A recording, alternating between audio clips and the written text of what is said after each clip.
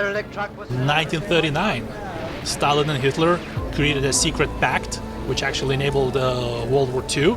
Great leap forward. That's tens of millions of people dead. Holodomor. Basically, the Soviet Union was confiscating grain from Ukrainian peasants on purpose, and that's at least 5 million people dead. If you look at any regime and any political system, communism is responsible probably for the most amount of deaths in the world. Now, there are anti-communist protests taking place right now in Cuba. I do find it hypocritical then people condemn police violence here in the US, which is condemnable. At the same time, they turn a blind eye to what's happening in Cuba. If you care about the environment, if you care about justice, socialism doesn't deliver any of these things. If you want to live in a world in which the person who gives up their friends to the authorities is the guy who calls the shots, well, that's socialism for you.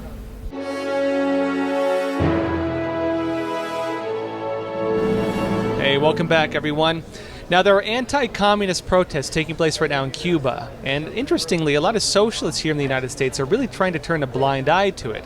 Now, here to talk with us about why that is and what's really going on with this is Zilvinas Silenas, and he's the president of the Foundation for Economic Education. Hey, real pleasure having you on Crossroads. Thank you, Josh. So let's get into kind of the big picture first of what's happening in Cuba right now. I know that these are anti-communist protests. Cubans will tell you that. They're very adamant about it, but people are trying to say it's not about that. They're trying to say it's about COVID lockdown policies and things like this. What's the truth of the situation? Well, it does appear that the Cuban people have had enough. I think what could have been happening that many opposition groups decided that anything is better than what they're having right now, and that's why they're probably on the streets. Of course, there are many elements, and COVID is a catalyst, but I think the official position of the Cuban government that this is about the blockade or the embargo just doesn't hold water. And the fact of the socialists, well, socialists, they're always inconsistent. But I do find it hypocritical then people condemn police violence here in the US, which is condemnable. At the same time, they turn a blind eye to what's happening in Cuba.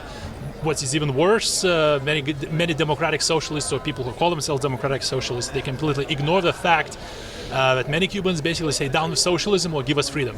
Well, this is an important question then. I mean, you of course lived under the Soviet Union. I mean, is this a common pattern in terms of this double narrative where they can say that they oppose police brutality, but then they turn a blind eye to it when it supports their own interests? Is this a common thread you see with people who support these systems? Oh, absolutely. So I was born in '81 and in Lithuania, and Lithuania was forcefully incorporated into Soviet Union, so I lived under socialism. I saw socialism collapse, thank God. And when you read history books, you do see this pattern. It goes all the way, let's say, to the 1939. Stalin and Hitler created a secret pact, which actually enabled World War II. And without getting too much in the details, basically had National Socialists and International Socialists working together. And many communists in the Western world were kind of taken aback from how this could happen. And you can see many times throughout the sort of a history is that there are many Western intellectuals, and many of them very smart people in their field of view, but they completely fail to see through the propaganda and completely fail to condemn socialism. I mean, there's a famous case of Walter Duranty, and you have a famous case when a journalist of New York Times he exposed the Holodomor of a sort of a starvation genocide in Ukraine, and New York Times basically more or less covered it up. So we were talking just now about kind of the hypocrisy that takes place, where they can turn a blind eye to it when it suits their own interests. But I think this brings up the bigger question of, I mean, I'd say to what extent do the narratives actually reflect what they believe in? Because is it really about the narrative, like opposing police brutality, or do they not actually care about that and it's about something else? That's a very difficult question. You're basically asking to get into someone's mind and realize and kind of understand what exactly is it that they're thinking. There are three groups of people. There are people who honestly believe what they're saying. There are people who would use anything bad that is happening in the United States to justify socialism. And then there are honestly people who do not know. Once again, the world is a difficult place. Whenever something bad happens, there are multiple factors behind it, and it's real difficult. I think the best thing that all of us could do, and the best thing that the media and the social media could do, is just provide the facts and let people make up their mind. Unfortunately, I think in many cases We have not just facts, so we have very few facts, and we have a lot of opinions. Once again, nothing wrong, but opinions should be opinions, facts should be facts, and let's not pass opinions as facts and vice versa. Another thing we see oftentimes is that people say that's not real communism. They talk about the Soviet Union, they talk about Cuba. They say that's not real communism. That's national socialism, or state socialism, or state capitalism, whatever they want to call it. Right? They come with all kinds of names for it. Then at the same time, they'll say, "Oh, that's not real socialism. You're criticizing communism, not socialism." They'll say, "Oh, the Soviet Union was communist when it suits their own interests, so you can't say that was socialist." And so they play both sides of it. If someone were to tell you that the Soviet Union was maybe not real communism, or it wasn't actually socialism, I mean, how do you view this?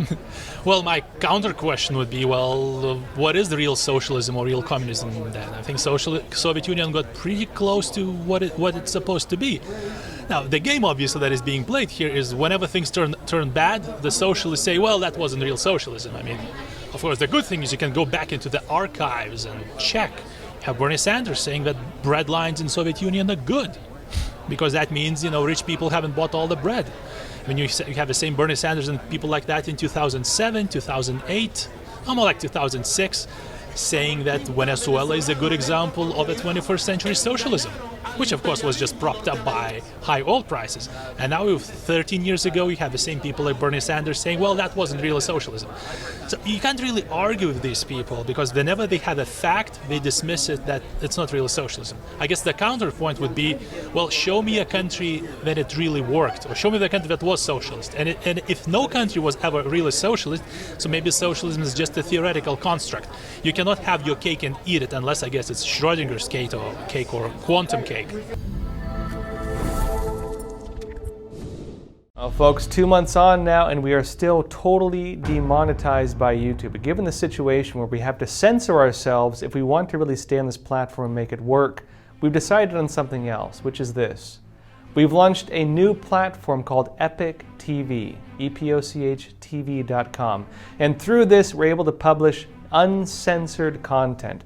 News that can criticize anything we'd like, news that can talk about anything we'd like, news that can give you real information from any part of the world about any topic, without having to worry whether individuals will censor it. And in this current environment where information is being controlled, where narratives are being controlled, and where anyone who steps outside the boundaries of what is the accepted narrative by the fact checkers, quote unquote, by different big tech organizations, by media organizations, and so on. This is something that we believe is needed for the modern political environment, where people should be able to call things out. People should be able to question things. This is the basis of the Fourth Estate in America.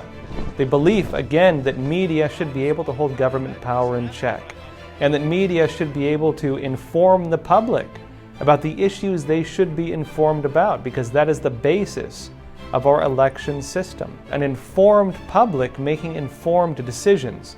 If you control this system of information, you control the political system. And folks, being a media organization, we can't stand for that. And so again, we have created an uncensored platform, Epoch TV. And anyone who wants to support Crossroads or support our broader mission of bringing real news, uncensored news, that's not afraid to stand up for what matters, please check out our website, epochtv.com, EPOCH-TV.com. Check out the link below, and folks, please support us there.